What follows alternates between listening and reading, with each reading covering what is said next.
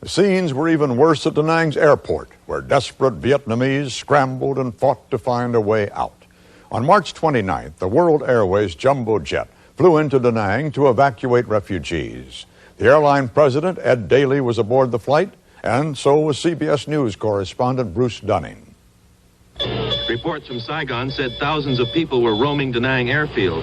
But as the plane landed, this did not at first seem evident. But then people poured from behind buildings and revetments, racing on cars, jeeps, trucks, Hondas, and on foot, desperate to get to the plane and make sure they got on before anyone else. One guy got on. As soon as the rear stairway was lowered, the stampede of terrorized people tried to storm the plane. From the cockpit, the pilots reported by radio that the situation was out of control.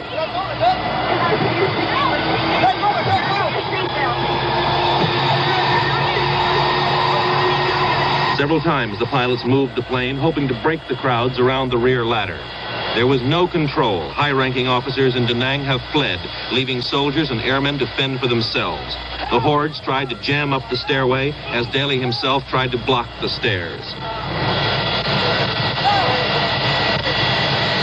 As men clambered over one another, pushing aside women and children in their panic-stricken fury, members of the air crew dragged them onto the plane, trying to fill it as fast as possible.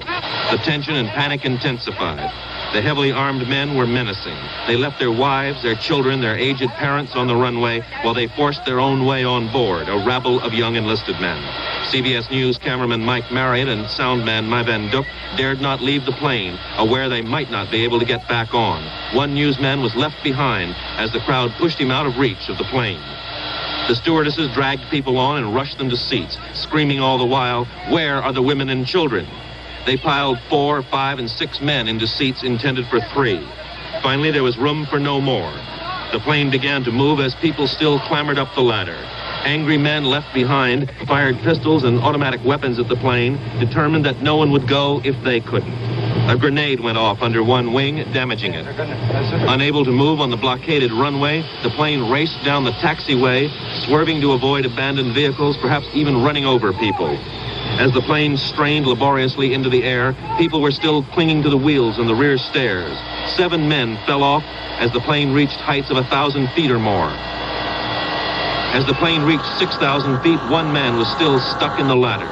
J.Daly had to climb out and pull him back as the plane swerved and shuddered under its heavy load. As calm fell on the smug men who had managed to fight off their friends and relatives to get on, the hard-working cabin crew took account. 268 people were on board, among them 5 women and 2 or 3 small children. The rest were some of the men whom President Phi said would defend Da Nang. They had no apparent feelings about leaving others behind, only gratitude that World Airways had saved their lives, with a flight that J.Daly intended for refugee women and children. Once in flight, at low altitude because the damaged rear stairway wouldn't close, the pilots assessed the damage to the plane. Bullets had damaged gas lines and the plane was losing fuel. The pilots were not sure the wheels would function on landing because people had attempted to hide in the wheel wells. The flight from Da Nang to Saigon normally takes about 50 minutes. This one took more than an hour and a half. Another World Airways plane flew alongside, trying to assess the damage, and reported that the cargo hatches were open and full of people.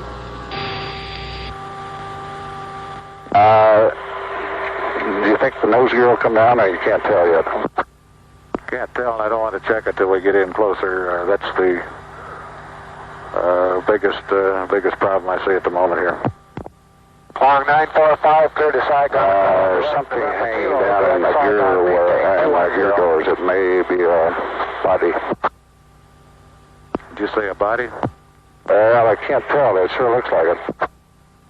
Could be. We had them climbing all over him.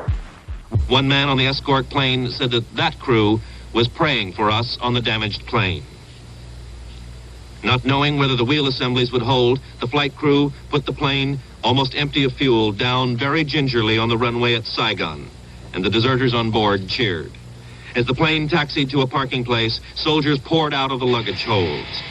As cameraman Marriott was filming the unloading, a South Vietnamese Air Force security officer arrested him for taking these pictures. The Air Force had things under control again.